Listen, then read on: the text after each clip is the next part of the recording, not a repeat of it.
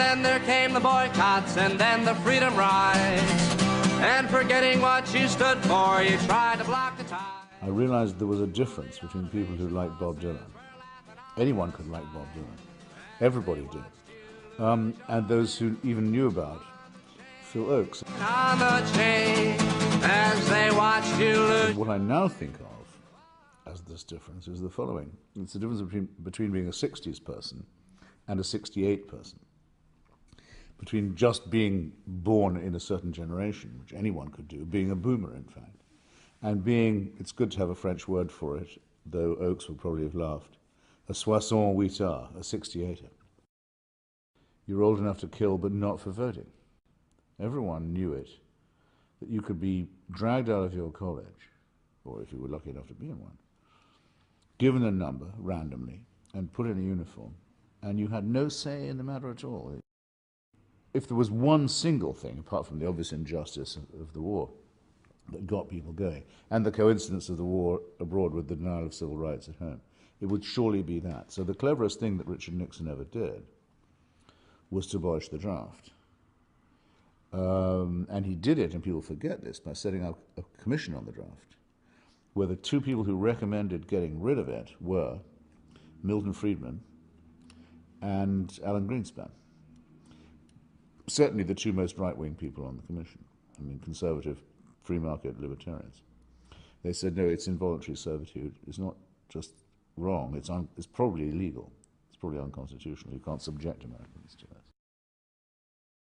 I don't think there is a serious person alive who can doubt now, or could have doubted then, that elements of the para-state, the state within the state of the United States, were complicit in the overthrow of the Allende government, or at the very least, in creating the conditions, the states of emergency, the shortages, the dislocations, the sabotages that, if you like, manured the ground for this. Reading a book that Sean Penn gave me about the life of Phil Ochs, I was very impressed to find how much he'd been involved with Chile before everyone got to hear about it, before, if you like, it was an okay or well-known cause, and how he'd done a great deal in New York to publicize the case of popular unity in the Chilean exiles and so on. I was full of respect for that. I remember hearing someone when I was young and starting to hang around with the left saying that the SDS, in particular the American New Left, was a revolt against bigness, against economies of scale and what goes with them. And the military-industrial complex, a wonderful term, happens to be given to us by someone who's a general and a president. Well, be careful that there isn't lurking in all this a nostalgia for Walden Pond and for the pastoral and for a pre-industrial agrarian America. Because what I fear is that there is that lurking, and that the left can't really afford it, because it's a nostalgia for a vanished past. Even the past, even if you wished you could get back to it, you probably, certainly, in fact, can't. One of the many objective reasons for the decline of the left in the past decade or three has been the unarguable fact that capitalism was able to generate another industrial revolution, almost, the microchip revolution. That means that all I need is a fairly cheap box that can plug into any wall and connect me to the internet, and I can be an independent producer and a small businessman without having to be on any assembly line or working in any office. And there are millions and millions of people like me. We got out of the proletarian condition that way, but we didn't get out of it by socializing with one another, though we can do that too by this means. So that's what makes, I think, a lot of old left rhetoric seem to most people not even quaint.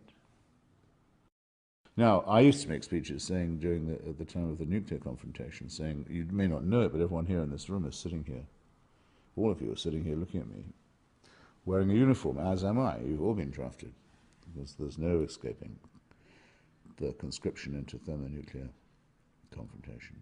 You are sitting there in the gun sight, and you didn't have a vote in it, or you haven't used your vote yet, as if you could. That used to get people going. I think that certainly now, the availability of documentary film, I don't say it because you're making one, is a far more potent thing than making music. Because with the amount of archive that's available, the way that you can put a documentary together and have it reach so many people, whether they'll go to a cinema or not, is astonishing. I feel, but by all means, let there be music on the soundtrack. When I'm gone, and you won't find me singing on the song when I'm gone. So I guess I'll have to do it. I guess I'll have to do it. Guess I'll have to do it while I'm here.